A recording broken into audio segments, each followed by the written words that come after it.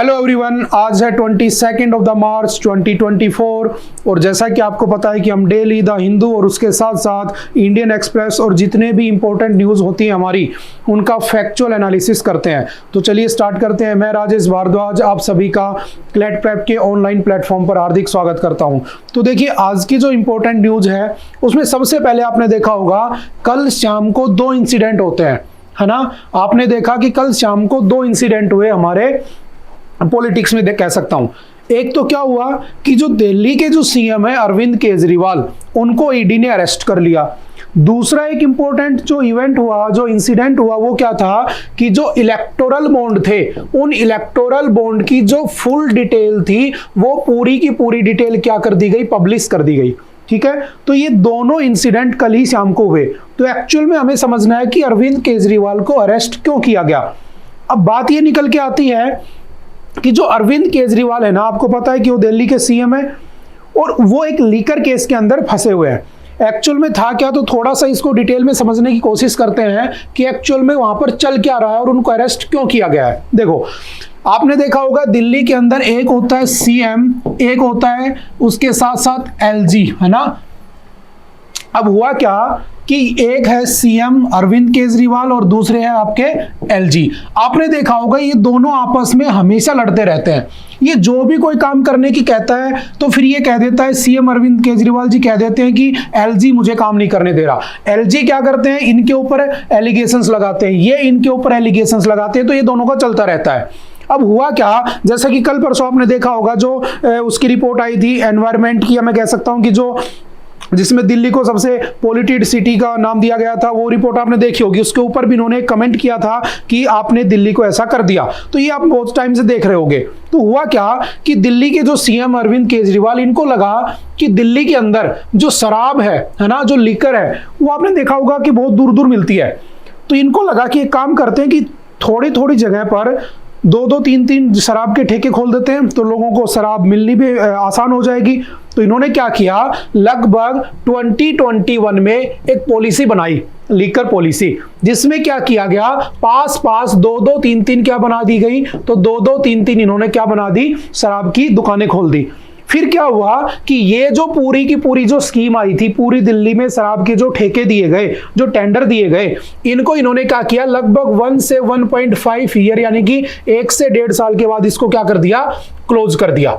अब जैसे ही क्लोज कर दिया, अभी मैंने कहा था कि एक है सीएम और दूसरा कौन सा है, एलजी। ये दोनों आपस में लड़ते रहते हैं। एलजी ने इनके ऊपर एक डाउट हुआ इनको और इन्होंने कहा कि इसमें पक्का कोई ना कोई स्कैम हुआ है, तो हमें इसकी स्कैम की क्या करनी चाहिए, जांच करनी चाहिए। इन्होंने सीधा ये केस दे दिया किसको, सीबीआई को, कि सीबीआई की इन्वॉल्वमेंट होनी चाहिए। सीबीआई ने जैसे इसमें इन्वॉल्व हुआ तो पता चला कि जो दिल्ली के सीएम है अरविंद केजरीवाल और जो डिप्टी सीएम थे मनीष सिसोदिया, इन मनीष सिसोदिया का इसमें डायरेक्टली इन्वॉल्वमेंट पाया गया और पता चला कि इन्होंने मिलकर लगभग 100 करोड़ रुपीस का क्या किया, इसमें करप्शन किया है। अब जैसे ही पैसे की बात आती है, समझना, जैसे पैसे की बात आएगी तो यहां पर एक डिपार्टमेंट उछल के आएगा बीच में, जिसका नाम है ईडी, एनफोर्समेंट डायरेक्टरेट।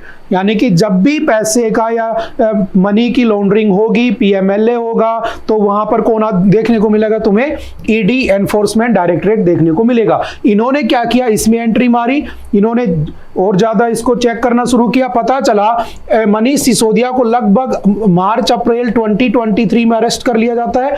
उसके बाद लगभग अक्टूबर 23 के अंदर एक और पर्सन इसमें अरेस्ट हो जाते हैं, जिनका नाम क्या होता है, संजय सिंह। शायद आप लोगों ने देखा होगा। अब संजय सिंह को भी अरेस्ट कर लिया। अब उनके अरेस्ट होने के बाद क्या हुआ कि अभी रिसेंटली, अभी कुछ दिन पहले 16 ऑफ द मार्च की बात है, 15-16 मार्च की, हुआ क्या कि तेलंगाना के अंदर, पूरी कहानी समझना, तेलंगाना के अंदर एक वहां की एक लोकल पार्टी है जिस पार्टी का नाम है भारतीय राष्ट्रीय पार्टी। ठीक है, अब वो जो बीआरएस है, उस बीआरएस की एक पर्सन है जिसका नाम है के कविता। वो जो के कविता है, उनको इसी लीकर केस के उसमें लिंक करते हुए ईडी ने उसको अरेस्ट कर लिया। और जब उनको अरेस्ट किया गया तो उन्होंने डायरेक्टली नाम दे दिया कि ये जो स्कैम हुआ था, ये जो स्कैम हुआ था उसमें डायरेक्ट इन्वॉल्वमेंट किसकी थी? अरविंद केजरीवाल की। हालांकि अभी तक अरविंद केजरीवाल के खिलाफ कोई भी कह सकता हूं कि प्रॉपर इनके पास प्रूफ नहीं था, लेकिन जैसे प्रूफ मिला तो इनको फिर समन पे समन जाने लगे। और ये याद रखना इनका 10th समन था ईडी का जिसमें इनको अरेस्ट किया गया। अब क्या हुआ, जैसे ही उन्होंने डायरेक्ट नाम ले दिया इनका, इनकी एक वीडियो भी आती है, एक ऑडियो भी आती है जिसमें कहते हुए पाए जाते हैं कि हाँ मैं ही बोल रहा हूं, तुम पैसे दे दो, ये समझ लो जो पर्सन है ना वो मैं ही हूं, है ना। तो ऐसे इनके ऊपर बहुत सारे एलिगेशंस लगे हुए हैं। अब क्या हुआ, इनको कल वहां से कर लिया गया अरेस्ट। अब ये तेलंगाना वाला इश्यू कहां से आ गया तो समझना, दिल्ली में लोग वो बाहर के स्टेट से बहुत सारे लोग आके रहते हैं, तो वो लोग वहां पर क्या करते हैं, लिकर का सेवन करते हैं, लिकर पीते हैं। अब इन्होंने क्या किया, तेलंगाना में जो लिकर बनाने वाले लोग थे उनसे डील कर ली कि हम तुम्हें पैसा देंगे और तुम यहां पर क्या बेचो, शराब बेचो। अब इस मामले में जैसे ये फंसी के कविता, इसने डायरेक्ट नाम ले दिया किसका, अरविंद केजरीवाल का, और अरविंद केजरीवाल को उठाकर कहां डाल दिया गया, जेल में डाल दिया गया। तो ये कहानी किसकी थी, अरविंद केजरीवाल के जेल में जाने की। लेकिन आपसे जब एग्जाम में पूछेगा तो आपसे ये नहीं पूछेगा कि इनको जेल में क्यों डाला गया, आपको कुछ फैक्ट्स पता होने चाहिए। और वो फैक्ट कौन कौन से हैं तो ध्यान से समझना एक बार कि इसमें जो सबसे बड़ा रोल है वो कौन से डिपार्टमेंट का है। तो यहां पर एक नाम आता है ईडी, एनफोर्समेंट डायरेक्टरेट। इस ईडी की फॉर्मेशन एक्चुअल में जब हुई थी ना तो इसका नाम था ईयू, एनफोर्समेंट यूनिट। और जब ये बना था तो इसकी फॉर्मेशन हुई थी 1 मई 1956। और पहले ये हमारी मिनिस्ट्री ऑफ इकोनॉमिक अफेयर के अंडर आता था, ठीक है, आजकल ये फाइनेंस मिनिस्ट्री के अंडर आता है। अब क्या हुआ समझना, इसका 1957 में नाम चेंज हो गया और ये ईयू से क्या बन गया, ईडी बन गया। सबसे पहला पॉइंट,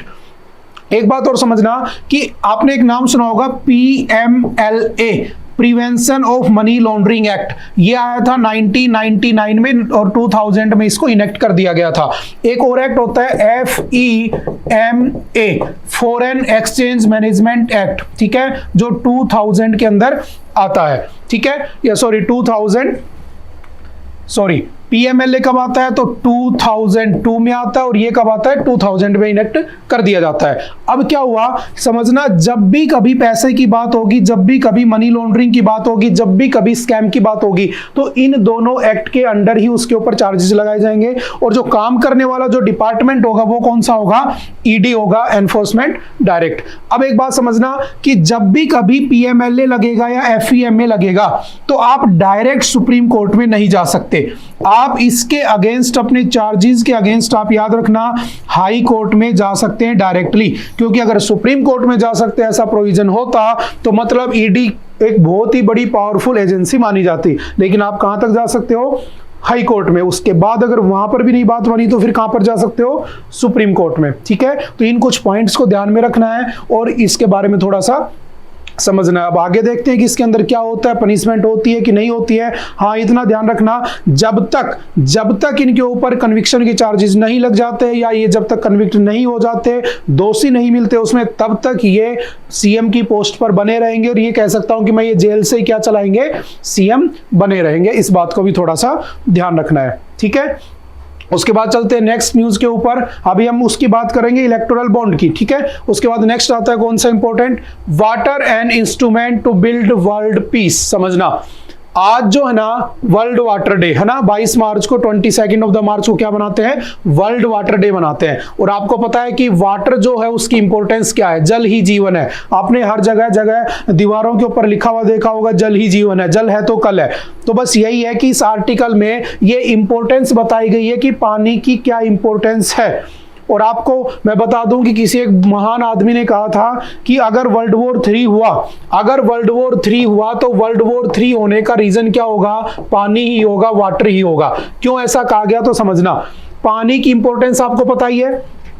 अब हुआ क्या, अगर मैं पूरे वर्ल्ड की बात करूं तो वर्ल्ड में से लगभग इंडिया में मैं इंडिया का ही एग्जांपल ले लेता हूं, 18% के लगभग पॉपुलेशन इंडिया में रहती है, ठीक है। लेकिन पानी कितना इंडिया में, लगभग 4% है।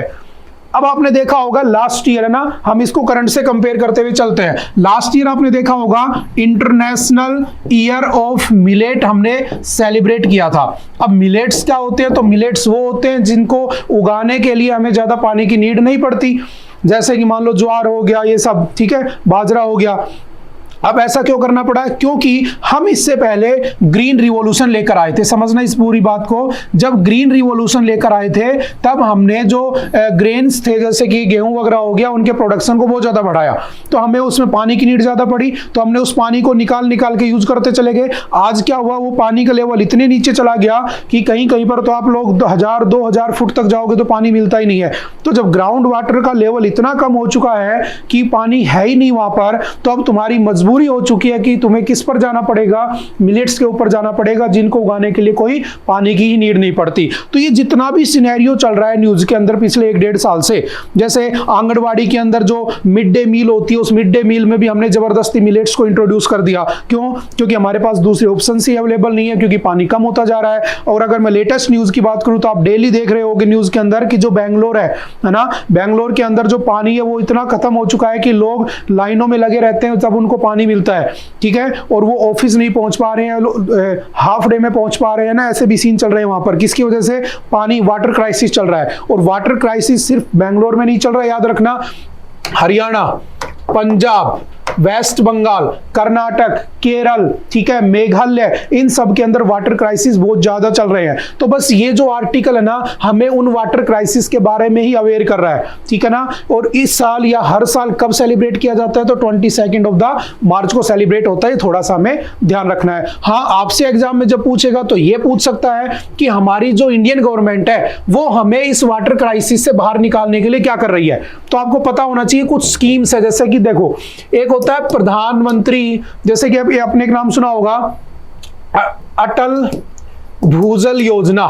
अटल भूजल योजना क्या थी? तो आप लोग मुझे कमेंट करके बताओगे सबसे पहले तो कि अटल भूजल योजना आई कब थी। अटल भूजल योजना में क्या था कि जो पानी है उस पानी के लेवल को बढ़ाना है, उसके लिए जगह जगह पर पॉन्ड्स बनाए जाएंगे और पानी के लेवल को अप किया जाएगा, अपलिफ्ट किया जाएगा। और भी आपने बहुत सी स्कीम देखी होंगी, जैसे कि एक अमृत मिशन चलाया गया था। इस अमृत मिशन के अंदर एक प्रोग्राम चला था, एक इनिशिएटिव चला था, शायद आपको याद होगा, लास्ट ईयर का प्रोग्राम था। उसका मतलब क्या था, उस इनिशिएटिव का नाम क्या था? तो उसका मतलब था वाटर फॉर वुमेन। ये किसी एग्जाम में भी पूछा हुआ कि उसने water for women, women for water. तो समझना ये इनिशिएटिव क्यों चलाया गया, water for women, women for water. तो देखना, आज से अगर आप लोग 10-20 साल पहले चले जाओगे तो आपको पता चलेगा कि जो पानी था उसको कितनी मुश्किलों से लेकर आया जाता था। बहुत दूर दूर से लेडीजें पानी लेकर आती थी, ठीक है। जो घर के जेंट्स लोग होते थे वो पानी भरने जाते नहीं थे, तो सारी की सारी प्रॉब्लम थी पानी की, वो लेडीजों को उठानी पड़ती थी। आजकल क्या हो गया, फैसिलिटी इतनी हो गई, घर घर में ट्यूबवेल लग गया, सबमर्सिबल हो गया, बटन दबाया, पानी बाहर आया, यूज कर लिया, एंजॉय कर लिया। लेकिन अब क्या हो गया, वो पानी लेवल इतना कम हो चुका है कि दोबारा से अगर वही हालात पहुंचे आज से 10-15 साल पहले वाले या 20 साल पहले वाले, तो उसके अंदर सबसे ज्यादा प्रॉब्लम में जो आने वाले हैं वो कौन है? वुमेन। तो भारत सरकार ने, इंडियन गवर्नमेंट ने एक प्रोग्राम चलाया जिसका नाम क्या रखा? अमृत मिशन। और उसके अंदर एक इनिशिएटिव चलाया, आपको याद होना चाहिए, water for women and women for water initiative, ठीक है। तो इसमें थोड़ा सा हमें इसको ध्यान रखना है, इसकी इंपॉर्टेंस को, ठीक है। जैसे कि आगे इसमें लिखा हुआ है कि पानी की वजह से क्या क्या हो जाता है, जैसे पानी साफ नहीं मिलता तो नाइट्रेट ज्यादा होगा, उसमें फ्लोराइड ज्यादा होगा, आयरन होगा, सैलिनिटी होगी, आर्सेनिक होगा। आर्सेनिक मतलब जिससे कैंसर वगैरह क्रिएट हो जाते हैं बॉडी के अंदर। तो ये जितना भी पानी का लेवल है उसकी वजह से बहुत सारी बीमारियां हमें देखने को मिल रही है। तो उसी सब को एक्सप्लेन किया हुआ है इसने, ठीक है।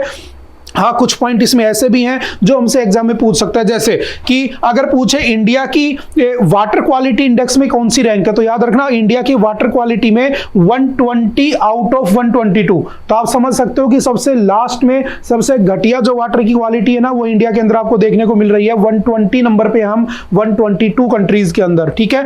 उसके साथ साथ 1/3 of the India waste water is currently treated, यानी कि जो वेस्ट वाटर होता है उसको हम ट्रीट नहीं करते, वो ऐसे ही वेस्ट हो जाता है। तो इसकी से क्या होता है कि पानी की कमी आती जा रही है, तो इसको थोड़ा सा देखना है। और अगर पूछे सबसे ज्यादा जो पानी है या सबसे ज्यादा जो रेन है वो कहां पर होती है, तो याद रखना कहां पर होती है सबसे ज्यादा रेन, तो मेघालय के अंदर होती है। और मेघालय में कौन सी जगह पर होती है, तो मोसिनराम के अंदर होती है। मोसिनराम के अंदर कहां पर, तो वहां पर 3 पहाड़ियां हैं, एक का नाम है गारो, एक का नाम है खांसी, एक का नाम है जयंती। इनके बीच में एक छोटा सा गांव बना हुआ है जिसका नाम क्या है, मोसिनराम, ठीक है। उसके अंदर दुनिया की सबसे हाईएस्ट रेनफॉल वहां पर देखने को मिलता है। पहले चेरापूंजी था, अब वो शिफ्ट हो चुका है। तो इन पॉइंटों को थोड़ा सा ध्यान रखना है, ठीक है। एडिटोरियल अच्छा है, आप लोग इसको पढ़ लेना एक बार, ठीक है। उसके बाद चलते हैं नेक्स्ट। शुड जजेस accept official post after retirement. ये देखो बहुत ही इंपॉर्टेंट आर्टिकल आज का। आपने देखा होगा ये कौन है, हमारे प्रधानमंत्री नरेंद्र मोदी जी। यहां पर ये जो पर्सन यहां पर खड़े हुए, इनका नाम क्या है, अभिजीत गंगोपाध्याय। और ये जो अभिजीत गंगोपाध्याय है ना, ये यहां पर वेस्ट बंगाल या कोलकाता हाईकोर्ट से क्या है, रिटायर्ड जज हैं। और इन्होंने रिटायरमेंट होने के साथ ही क्या कर लिया, पॉलिटिक्स ज्वाइन कर ली, बीजेपी ज्वाइन कर ली। अब सबसे बड़ा इश्यू ये निकल के आता है कि क्या कोई जो पॉलिटिशियन है वो रिटायरमेंट के बाद क्या उसको किसी पॉलिटिकल पार्टी को ज्वाइन कर लेना चाहिए। अगर ऐसा है तो मान लो आज मैं जज हूं और मैं रिटायरमेंट के बाद बीजेपी ज्वाइन करना चाहता हूं, तो मैं हमेशा उसी फेवर में जजमेंट करूंगा कि कल को मुझे उस पार्टी में जगह मिल जाए। सिंपल सी बात है। मैं कभी ऐसा थोड़ी ना करूंगा कि मैं उस पार्टी के अगेंस्ट डिसीजन देता रहूंगा और बाहर निकल के रिटायरमेंट होकर कहूंगा कि मुझे अपनी पार्टी में ले लो। ऐसा तो होगा नहीं। तो सिंपल सा एक क्वेश्चन अराइज होता है यहां पर कि क्या ऐसा अलाउड होना चाहिए, क्या ये हमारी जो हमारी देखो तीन चीजें होती हैं, आपने नाम सुना होगा। एक होता है लेजिस्लेटिव, ठीक है, या लेजिस्लेचर। एक होता है आपका एग्जीक्यूटिव, ठीक है, और एक होता है आपका जुडिशरी। इन तीनों को हमेशा क्या रहना चाहिए, सेपरेट रहना चाहिए। मतलब एक होता है लेजिस्लेचर यानी कि जो कानून बना रहा है, एक होता है एग्जीक्यूटिव जो उसको एग्जीक्यूट कर रहा है, एक होता है कि उसके अगर वायलेशन होता है तो उसके ऊपर जजमेंट दे रहा है। अब सोचो अगर ये तीनों चीजें ही एक हो गई, जब तीनों चीजें ही एक हो गई, मिक्स हो गई, तो क्या ट्रांसपेरेंसी रह जाएगी? बिल्कुल नहीं रहेगी। तो बस यही इस आर्टिकल में बताने की कोशिश की जा रही है कि क्या ऐसा अलाउड होना चाहिए। तो यहां पर लिखा हुआ है कि जो लॉ कमीशन है हमारा, याद रखना, जो फर्स्ट लॉ कमीशन आया था वो कब बना था, 1834 में बना था पहला लॉ कमीशन। जिसके जो फर्स्ट लॉ कमिश्नर बने थे वो कौन थे, तो आपको पता होगा। अच्छा, अगर मैं आज की बात करूं, लॉर्ड मकाले होते हैं, वो कौन होते हैं, लॉर्ड मकाले। अगर मैं आज की बात करता हूं तो आज हमारा कौन सा लॉ कमीशन चल रहा है, तो 22nd लॉ कमीशन चल रहा है। और उसके जो हेड है वो कौन है, या लॉ कमिश्नर कौन है, तो ऋतुराज अवस्थी। कौन है, ऋतुराज अवस्थी। तो अभी कहा गया लॉ कमीशन के द्वारा कि एक काम करते हैं कि जब कोई जज रिटायर होता है, जैसे मान लो हाई कोर्ट से कोई रिटायर हुआ, तो याद रखना हाई कोर्ट के जज की रिटायरमेंट की जो एज होती है ना वो 62 ईयर होती है। और जो सुप्रीम कोर्ट का जो जज होता है उसकी रिटायरमेंट की एज होती है वो 65 ईयर एज होती है। तो जब भी ये रिटायर होगा ना तो इसको कम से कम 2 या 3 साल का कूलिंग ऑफ पीरियड का टाइम देना चाहिए। अब जब कूलिंग टाइम मिल जाएगा इसको, तो मतलब किसी पार्टी को ज्वाइन नहीं कर पाएगा। तो होगा क्या कि ये जो ट्रांसपेरेंसी है कहीं ना कहीं क्या रहेगी, मेंटेन रहेगी। लेकिन इसके ऊपर अभी तक कोई भी ध्यान नहीं दिया गया, ठीक है। और अच्छा ऐसा हो रहा है तो क्या इसको रोक देना चाहिए? बिल्कुल रोक देना चाहिए। तो मैं तो ये कहूंगा कि आपने एक आर्टिकल का नाम सुना होगा, आर्टिकल 142। इसके अंदर क्या लिखा हुआ है, सुप्रीम कोर्ट की जो सेल्फ पावर है उसके बारे में लिखा हुआ है। मतलब अगर किसी भी बात के बारे में हमारे कॉन्स्टिट्यूशन में कहीं नहीं लिखा हुआ तो हमारा सुप्रीम कोर्ट 142 का यूज करके उसमें डिसीजन दे सकता है। बस सिंपल सा लॉजिक है कि वो बेसिक स्ट्रक्चर को अल्टर ना करता हो। लेकिन क्या ये बेसिक स्ट्रक्चर को अल्टर कर रहा है? बिल्कुल कर रहा है, क्योंकि ये जज इसमें जाकर पार्टी में मिल जा रहे हैं। तो लेजिस्लेचर, एग्जीक्यूटिव, जुडिशरी इनको सेपरेट होना चाहिए। लेकिन ये तो कुछ और ही कहानी हो रही है। तो आई थिंक इसको 142 का यूज करते हुए, जबकि डीवाई चंद्रचूड़ आज के दिन यही कर रहे हैं, है ना। पहले ऐसा चीफ जस्टिस ऑफ इंडिया जो 142 का मैक्सिमम यूज करने की कोशिश कर रहा है, तो उसको इनको क्या कर देना चाहिए, ब्लॉक कर देना चाहिए, कुछ भी इसके अंदर कर देना चाहिए, ठीक है। तो इन आर्टिकल्स को ध्यान रखना। और आप लोग मुझे कमेंट करके बताओगे हमारा कॉन्स्टिट्यूशन का कौन सा आर्टिकल जुडिशरी या जो ये लेजिस्लेटिव पावर्स है इनको सेपरेट करने की या इनकी सेपरेशन की बात करता है, वो आप लोग मुझे कमेंट करके बताओगे इसके अंदर, ठीक है। ये भी एक बहुत अच्छा आर्टिकल्स इसमें लिखा हुआ है, ठीक है। उसके बाद चलते नेक्स्ट, बोग्ड डाउन। देखो ये क्या एक वर्ड है, बोग्ड डाउन। एक्चुअल में हुआ क्या है कि यहाँ पर एक ऑर्गेनाइजेशन है, border road organisation, BRO। Actual में BRO बना कब था, तो याद रखना 7 मई 1960 में बना होता है। और जो BRO है, इस BRO का हेडक्वार्टर कहाँ पे है, तो न्यू दिल्ली में हेडक्वार्टर है। और अगर पूछे इसका फाउंडर कौन है, तो याद रखना इसके फाउंडर कौन है, पंडित जवाहरलाल नेहरू। अब है क्या ये समझना कि जो हमारे बॉर्डर रोड ऑर्गेनाइजेशन, नाम क्या है इसका, बॉर्डर रोड ऑर्गेनाइजेशन, ये हमारे जो बॉर्डर कंट्रीज हैं जैसे म्यांमार हो गया, ठीक है, उसके साथ साथ हमारा भूटान हो गया, ठीक है, उसके साथ साथ हमारा अफगानिस्तान हो गया, इन कंट्रीज के साथ जो बॉर्डर है ना उसके ऊपर रोड कंस्ट्रक्शन का काम करता है। याद रखना ये जो BRO है ये पहले हमारा रोड एंड ट्रांसपोर्ट मिनिस्ट्री में आता था। आज के दिन इसकी मिनिस्ट्री कौन सी है, तो इसमें कंफ्यूज नहीं होना है, मिनिस्ट्री ऑफ डिफेंस के अंडर क्या आता है, ठीक है। तो अभी क्या हुआ, यहाँ पर रोड वगैरह को क्या किया जा रहा है, लेह मनाली वाले हाईवे के ऊपर जो बर्फ गिरी हुई है उसको क्लियर करने का काम किया जा रहा है। तो ये न्यूज उसमें थी, तो थोड़ा सा ध्यान रखना कि BRO एक्चुअल में होता क्या है, ठीक है। सिंपल सा 1 पॉइंट, ठीक है। नेक्स्ट चलते हैं। All details about poll bond handed over to election commission, SBI tells Supreme Court। समझना, सुप्रीम कोर्ट जानते हो, हमारा सुप्रीम कोर्ट आर्टिकल कौन सा है, 124, ठीक है। उसके बाद हमारा इलेक्शन कमीशन आर्टिकल कौन सा है, 324। दोनों की दोनों क्या है, तो कॉन्स्टिट्यूशनल बॉडी है। अब बहुत टाइम से हम पढ़ रहे हैं इसको, तो जो सुप्रीम कोर्ट है उसने इससे पूछा है SBI से कि जितना इलेक्टोरल बॉन्ड तुम्हारे पास आया है उसकी तुम हमें क्या दो डिटेल। उन्होंने देने से मना कर दिया, फिर इनको प्रेशराइज किया गया, फिर उन्होंने डिटेल प्रोवाइड करने की बात की और कल शाम को 5 बजे उन्होंने अपनी सारी detail election commission of India को हैंडओवर कर दी। और जब हैंडओवर कर दी तो समझना उसके अंदर जो नाम निकल के आए उसमें बहुत सारे नाम थे, बहुत सारी कंपनीज के नाम थे जिन्होंने इनको फंडिंग दी होती है। लेकिन आप लोग इसमें एक पॉइंट देखोगे तो आपको लगेगा कि वास्तव में ऐसा कुछ हुआ होगा। जैसे कि मान लो यहाँ पर मेगा इंजीनियरिंग है ना, इन्होंने सबसे ज्यादा कितना 580 करोड़ रुपीस बीजेपी को डोनेट किए।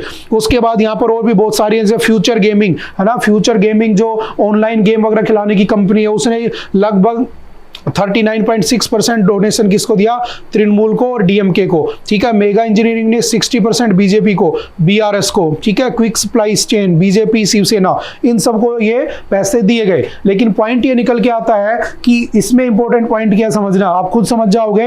ऐसी कंपनियों ने, ऐसी कंपनीज ने इनके ऊपर इनको बीजेपी को डोनेशन दिए थे जिनके ऊपर या तो रेड पड़ चुकी थी ED की, या ED की रेड उनके ऊपर 5 दिन बाद डाली गई थी, ठीक है। तो ये एलिगेशन अभी रूलिंग पार्टी के ऊपर लगाए जा रहे हैं, वो जो भी है वो सुप्रीम कोर्ट का काम है, हमें इन चीजों के अंदर नहीं जाना है। हाँ, लेकिन एक बात का ध्यान रखना कि एक कंपनी ऐसी है जिसका रेवेन्यू ही 150 करोड़ है लेकिन वो 280 करोड़ रुपए डोनेट कर रही है, तो आप समझ सकते हो कि उसके अंदर क्या है क्या नहीं है, ठीक है। तो हम आगे बढ़ जाते हैं, अभी ये बहुत दिन तक चलता रहेगा, हम इसको फिर देख लेंगे एक बार। नेक्स्ट चलते हैं।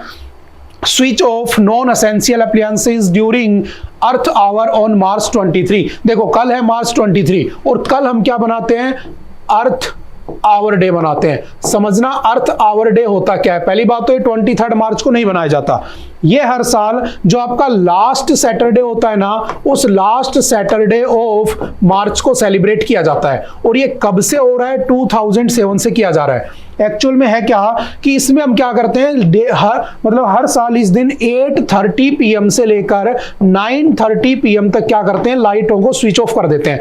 और हम ये अवेयरनेस फैलाने की कोशिश करते हैं कि हमें एनवायरनमेंट को बचाना चाहिए, हमें अर्थ को प्रोटेक्ट करना चाहिए। और वो हम कब कर सकते हैं, जब हम जो रिन्यूएबल एनर्जी रिसोर्सेज हैं या जो नॉन रिन्यूएबल एनर्जी रिसोर्सेज हैं उनका यूज नहीं करेंगे। मतलब जब हम बिजली ही नहीं चलाएंगे तो वहां पर प्रोडक्शन नहीं होगा, और 1 घंटे के लिए प्रोडक्शन नहीं होगा तो 1 घंटे के लिए ग्रीन हाउस गैसेज नहीं बनेंगी, एनवायरनमेंट को नुकसान नहीं होगा। तो ये हमें एक अवेयर करता है कि हमें डेली जब हमें नीड नहीं हो तो हमें फैन को, लाइट को, सबको स्विच ऑफ कर देना चाहिए, ठीक है। तो ये हर साल होता है, कई बार एग्जाम में पूछ लेता है, तो याद रखना लास्ट सैटरडे ऑफ मार्च को ये सेलिब्रेट होता है 8:30 to 9:30 और कल इसका होना है, तो आज भी ये न्यूज में बना हुआ है, ठीक है। उसके बाद चलते हैं नेक्स्ट न्यूज के ऊपर। DMK स्टैंड अगेंस्ट मेके डाटू इन इलेक्शन। समझना अभी इलेक्शन है लोकसभा के, ठीक है। अब हुआ क्या कि जो DMK पार्टी है, ठीक है, तमिलनाडु की, इसने कह दिया कि देखो एक्चुअल में है क्या, मैं पूरा आपको इश्यू समझाता हूं। एक रिवर है कावेरी, ठीक है। इस कावेरी रिवर को एक्चुअल में एक बहुत ही होली रिवर मानी जाती है। इसका दूसरा नाम है पोन्नी रिवर, याद रखना, पोन्नी रिवर, PONNI, पोन्नी रिवर। और याद रखना इसी को हम कहते हैं गंगा ऑफ साउथ, है ना, या दक्षिण की गंगा भी कह देते हैं, ठीक है। अब समझना इशू क्या है कि जो कावेरी रिवर है ना, इसके अंदर इशू चला रहा है लगभग 150 ईयर पहले का। 1892 में, फिर दोबारा से 1924 में जब हम इंडिपेंडेंट नहीं हुए थे उस समय 2 प्रेसिडेंसी थी, याद रखना। एक था मैसूर जो आज के दिन कर्नाटक बन चुका है, और एक उस समय कौन था, तो मद्रास प्रेसिडेंसी। और आपको पता है कि जो मद्रास प्रेसिडेंसी थी वही ब्रिटिशर्स की क्या हुआ करती थी, कैपिटल हुआ करती थी। 1639 में उन्होंने उसको कैप्चर हेडक्वार्टर बना लिया था।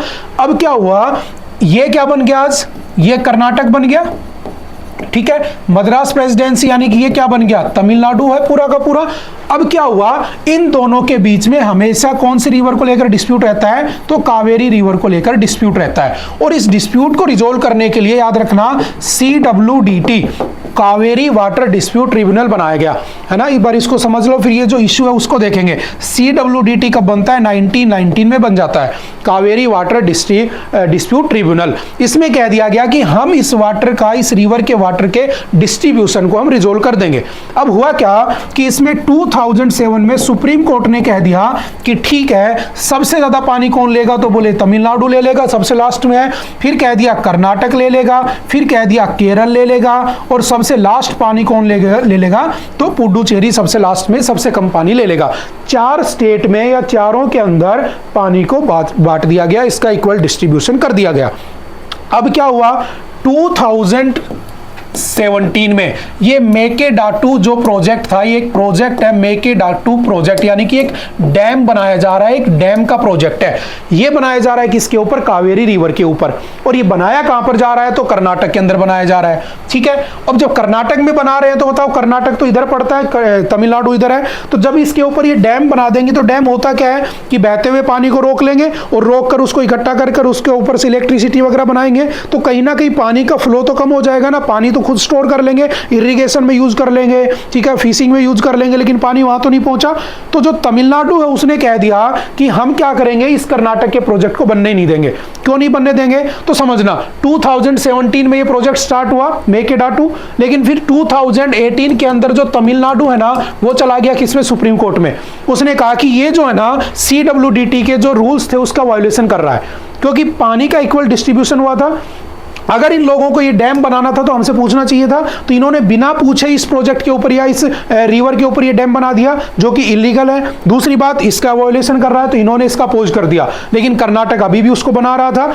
अब क्या कहा इन्होंने कि अब इलेक्शन के अंदर इन्होंने कह दिया कि अगर हम जीते तो हम क्या करेंगे, इसको बनने ही नहीं देंगे। तो एक नया इशू निकल के आ गया, कौन सी रिवर के ऊपर, कावेरी रिवर के ऊपर। और याद रखना, कावेरी रिवर का डिस्प्यूट बहुत पुराना है, 150+ ईयर से ये चला आ रहा है, लेकिन आज तक इसका कोई सोल्यूशन नहीं निकला है। ठीक है, और कावेरी रिवर से याद रखना, इसको दक्षिण की गंगा या गंगा ऑफ साउथ भी कहते हैं। इसका दूसरा नाम पोनी रिवर भी है। ये ब्रह्मगिरी हिल्स से निकलती है। अर्कावती, हेमवती, सिमशा, ठीक है, काबिनी, ठीक है, उसके साथ साथ हेमवती, ये सब इसकी क्या है, ट्रिब्यूटरी रिवर्स के नाम है, जो कई बार एग्जाम में पूछ लेता है। ठीक है, अब समझना एक बात कि ये जो पूरा का पूरा जो ये रिवर कॉन्फ्लिक्ट है, अगर आपसे पूछे इसका पॉलिटिकल पॉइंट ऑफ व्यू, तो याद रखना हमारा जो कॉन्स्टिट्यूशन है, उस कॉन्स्टिट्यूशन में इसके भी रूल्स बने हुए हैं। क्योंकि आपको पता है कि कॉन्स्टिट्यूशन का मतलब होता है एक ऐसी किताब जिसमें किसी कंट्री को रन करने के लिए सारे रूल्स और रेगुलेशंस लिखे हो। जैसे PM होगा, प्रेसिडेंट होगा, CGI होगा, सुप्रीम कोर्ट होगा, हाई कोर्ट होगा, सब कुछ होगा। ऐसे ही इनको पता था कि वाटर डिस्प्यूट हो सकता है। तो याद रखना, हमारे कॉन्स्टिट्यूशन का आर्टिकल नंबर है 131 और एक आर्टिकल नंबर है 262। 131 कहता है कि एक स्टेट, 2 स्टेट, इन दोनों स्टेट के बीच में कोई भी डिस्प्यूट होगा तो उस डिस्प्यूट को रिजोल्व करने के लिए आर्टिकल 131। लेकिन अगर कोई स्टेट और दूसरा स्टेट में अगर कोई वाटर डिस्प्यूट हुआ तो उस वाटर डिस्प्यूट को रिजोल्व करने के लिए कौन सा आर्टिकल है, तो आर्टिकल 262 उसके अंदर काम करेगा। ठीक है, तो इन कुछ पॉइंट्स को ध्यान रखना, थोड़ा सा पॉलिटिकल पॉइंट ऑफ व्यू भी रखना और थोड़ा सा इसका हिस्ट्री भी ध्यान में रखनी है। ठीक है, उसके बाद चलते हैं नेक्स्ट न्यूज के ऊपर। Panel to study scope of altering power lines. समझना, आपने ये देखा होगा ग्रेट इंडियन बस्टर्ड, ठीक है, सोनचिड़ी कह देते हैं इसको ना। ये जो ग्रेट इंडियन बस्टर्ड है, याद रखना ये एक स्टेट बर्ड है। कौन से स्टेट का, तो ये स्टेट बर्ड है राजस्थान का। जो आपका राजस्थान है, इस राजस्थान का स्टेट बर्ड कौन सा है, ग्रेट इंडियन बस्टर्ड। अब हुआ क्या, हालांकि राजस्थान के साथ साथ गुजरात में भी पाया जाता है। अब दिक्कत क्या आ रही है कि ये जो है ना, ये एक ऐसी कंडीशन में पहुंच चुका है, क्रिटिकली एंडेंजर्ड स्पीसीज की लिस्ट में आ चुका है। क्रिटिकली एंडेंजर्ड स्पीसीज की लिस्ट में आ चुका है। मतलब क्या है इसका कि ये ना, जैसे आपने देखा होगा कि जो इलेक्ट्रिक वायर्स होते हैं उनकी वजह से इनकी पॉपुलेशन कम होती जा रही है, इनकी डेथ हो जाती है। तो अभी राजस्थान में क्या कर दिया गया, सुप्रीम कोर्ट ने ये कहा कि जितने भी आपको जो पावर लाइंस है ना, इनको इस तरीके से रेगुलेट करो कि कम से कम ये जो जीव है इनकी मौत ना हो, इनकी डेथ ना हो एटलीस्ट, वरना एक दिन क्या होंगे, ये क्या हो जाएंगे, एक्सटिंक्ट हो जाएंगे। जैसे यहाँ से चीता एक्सटिंक्ट हो गए थे, फिर तुम चीता लाते फिर रहे थे कहाँ से, नामीबिया से, वहां से। तो ऐसा नहीं होना चाहिए कि ये कंप्लीटली यहाँ से वाइप आउट ही हो जाएं, ठीक है। तो बस आपको ध्यान इतना रखना है कि ये न्यूज में है, एक बार पहले भी न्यूज में आ चुका है, क्रिटिकली एंडेंजर्ड स्पीसीज की लिस्ट में है, और इनको बचाने के लिए जो एक्ट आया था वो कौन सा है, तो वाइल्ड लाइफ प्रोटेक्शन एक्ट। कौन सा एक्ट है, वाइल्ड लाइफ प्रोटेक्शन एक्ट 1972। अब समझना, इस वाइल्ड लाइफ प्रोटेक्शन एक्ट में टोटल शेड्यूल्स कितने हैं, तो याद रखना इसके टोटल नंबर ऑफ शेड्यूल है 6, और इन 6 शेड्यूल के अंदर कई बार एग्जाम में पूछ लेता है ऐसी स्पीसीज के बारे में, ये कौन से शेड्यूल में आती है, तो याद रखना ये शेड्यूल नंबर 1 में आती है। और टोटल कितने शेड्यूल हैं इसके, 6 शेड्यूल है। अब समझना कि होता क्या है इन शेड्यूल्स में, आप लोग मुझे कमेंट करके बताओगे, ठीक है। लास्ट ईयर भी ये न्यूज में था, बंदरों को लेकर ये न्यूज में था, ठीक है, मंकी को लेकर। आप लोग मुझे बताओगे कि कौन से इसके शेड्यूल हैं जिसके अंदर वर्मिन एनिमल्स के बारे में लिखा हुआ है। तो आपका क्वेश्चन है वर्मिन एनिमल जो होते हैं उनको, उनका जो डिस्क्रिप्शन है वो कौन से शेड्यूल में किया हुआ है। मैं आपको समझा देता हूं वर्मिन एनिमल क्या होता है। एक ऐसा एनिमल, एक ऐसा जानवर जिसकी पॉपुलेशन बहुत ज्यादा है, लेकिन अगर उसको मार दिया जाए उसकी पॉपुलेशन को कम करने के लिए, तो आपके ऊपर कोई चार्ज नहीं लगेगा, आपको कोई कुछ नहीं कहने वाला। लेकिन अगर तुमने किसी ऐसे जानवर को मार दिया, तो याद रखना DPSP है ना, directive principle of state policy, article 48 का ए है ना, प्रोटेक्शन, एनवायरमेंट की प्रोटेक्शन की बात करता है। वाइल्ड लाइफ प्रोटेक्शन एक्ट 1972 इनको बचाने की बात करता है। आपको उठाकर सीधा जेल में डाल दिया जाएगा, लेकिन अगर आपने वर्मिन एनिमल को मारा है तो आपको कुछ भी नहीं कहा जाएगा। तो जो वर्मिन एनिमल होता है वो एक ऐसा जिसकी पॉपुलेशन बहुत ज्यादा है, जिसका होना ना होना हमारे नेचर या ह्यूमैनिटी पर इतना इफेक्ट नहीं डालता। उसका शेड्यूल कौन सा है वो लोग आप मुझे बताओगे एक बार, ठीक है। उसके बाद चलते हैं नेक्स्ट न्यूज के ऊपर, nuclear energy fixing the finance. समझना अभी क्या हुआ, अभी रिसेंटली मार्च 21 को ब्रुसेल्स के अंदर क्या हुआ, एक पहली न्यूक्लियर समिट हुई है, पहली, ठीक है, जिसके अंदर जो बेल्जियम है उसके जो PM है वो उसको अटेंड करते हैं, उसको होस्ट करते हैं, ठीक है। अब हुआ क्या, यहां पर किसकी बात की जा रही है, देखना न्यूक्लियर एनर्जी। आपको पता है न्यूक्लियर एनर्जी कैसे बनती है, न्यूक्लियर रिएक्टर, ठीक है। और अगर न्यूक्लियर रिएक्टर की बात कर रहा हूं तो 2 चीजें आपके सामने आती हैं। एक कौन सी आती है, तो याद रखना एक आपके सामने आएगा यूरेनियम U-235, और दूसरा कौन सा आता है, तो याद रखना थोरियम। कौन सा, थोरियम। अब हमारे यहां पर एक एटॉमिक एनर्जी एक्ट आया था, याद रखना एटॉमिक एनर्जी एक्ट, और वो एक्ट आया था 1962 में। उसमें कहा गया था कि इंडिया में अगर या कहीं भी अगर हमें न्यूक्लियर पावर लगाना है तो हमें यूरेनियम और थोरियम चाहिए। अब क्या हुआ, यूरेनियम हम बाहर से खरीदते थे, बहुत महंगा पड़ता था। जैसे अगर मैं कहूं हमारे पास आज के दिन जो टोटल न्यूक्लियर पावर रिएक्टर कितने हैं, तो 22 न्यूक्लियर पावर रिएक्टर हैं। और पहला कौन सा था, तो आपको पता होगा, पहला हमारा तारापुर था, जो कि कहां पर लगा था, महाराष्ट्र के अंदर लगा था 1969 के अंदर। और सबसे बड़ा जो हमारे पास आज के दिन वो कौन सा है, तो कुंडनकुलम। कौन सा है, कुंडनकुलम। और कुंडनकुलम कहां पर है, तो तमिलनाडु में, जो सबसे बड़ा भी है, जो सबसे ज्यादा पावर जनरेट करता है, और सबसे बिगेस्ट भी है, सबसे बिगेस्ट इन प्रोडक्शन भी है। अब समझना हुआ क्या, अगर इन सभी को कंबाइंड कर लिया जाए तो ये किस पे चल रहे हैं, यूरेनियम पे। लेकिन अभी क्या हुआ, 2021 में इंडियन गवर्नमेंट ने, हमारी जो पार्लियामेंट है उसके सामने कॉन्सेप्ट रखा। उन्होंने कहा कि हम क्या करेंगे, इस न्यूक्लियर पावर जो है ना, हम इसको जनरेट करेंगे किससे, तो हम इसको थोरियम से बनाएंगे। अब बात निकल के आती है थोरियम, तो याद रखना थोरियम भारत में इतना ज्यादा है कि तुम्हें बाहर से मंगवाने की नीड नहीं है।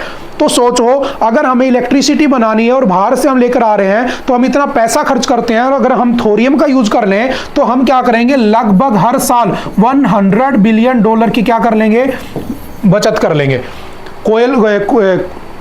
कोयला और पेट्रोलियम की जगह पे इसका यूज किया जा सकता है, तो बहुत अच्छी चीज है। तो इसके लिए 2021 में भारत सरकार के सामने एक कॉन्सेप्ट रखा गया, या पार्लियामेंट में एक बिल पास किया गया कि हम क्या करेंगे, 6 न्यूक्लियर पावर प्लांट लगाएंगे या रिएक्टर लगाएंगे। कहां पर लगाएंगे, तो कहा गया जैतपुर, नाम याद रखना इसका जगह का, जैतपुर। जैतपुर कहां पे है, महाराष्ट्र।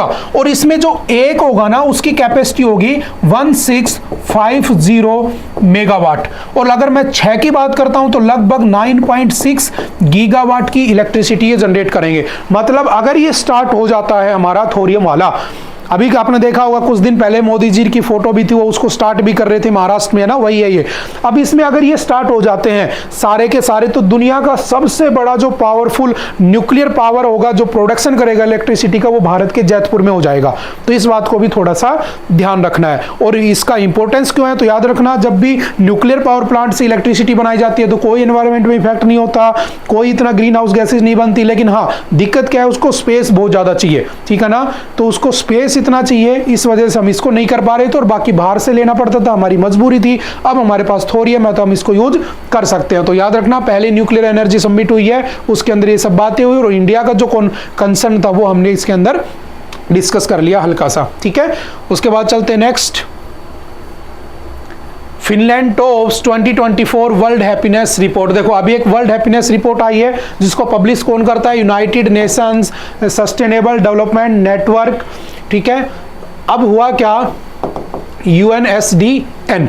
अब हुआ क्या कि इसके अंदर जो रिपोर्ट आई उसमें जो पहले नंबर पे है, वो पहले नंबर पे कौन है, तो फिनलैंड पहले नंबर पे है। कौन है पहले नंबर पे, फिनलैंड। और याद रखना ये लगातार 7वीं बार 7th टाइम ये पहले नंबर पे आया है। इंडिया कौन से नंबर पे है, तो इंडिया 126 नंबर पे है। तो इंडिया जब 126 पे है तो लास्ट कौन है, तो याद रखना लास्ट आपका फेवरेट कौन है यहाँ पर, तो जो आपका तालिबान यानी कि अफगानिस्तान। अफगानिस्तान कौन से नंबर पे है, लास्ट नंबर पे है। तो हमें बस एग्जाम के पॉइंट ऑफ व्यू से ये पता होना चाहिए कौन इसको रिलीज करता है, इंडिया की क्या रैंक है, सबसे लास्ट कौन है और पहला कौन है, ठीक है। हमें बस इतने डाटा पता होने चाहिए। हाँ कुछ चेंजमेंट हुआ है इसमें, टॉप 20 के अंदर यूएसए रहता था और उसके साथ साथ जर्मनी रहता था। अब ये दोनों बाहर निकल गए, यूएसए चला गया 23rd नंबर पे और जर्मनी चला गया 24th नंबर पे। ये थोड़ा सा इसमें चेंजमेंट हुआ है, ठीक है, इसको थोड़ा सा हमें ध्यान रखना है। उसके बाद चलते हैं नेक्स्ट न्यूज के ऊपर। आज के लिए इतना ही था। आई होप कि आप लोगों को बातें समझ में आई होंगी। हम दोबारा से मिलेंगे next time. Okay, thank you.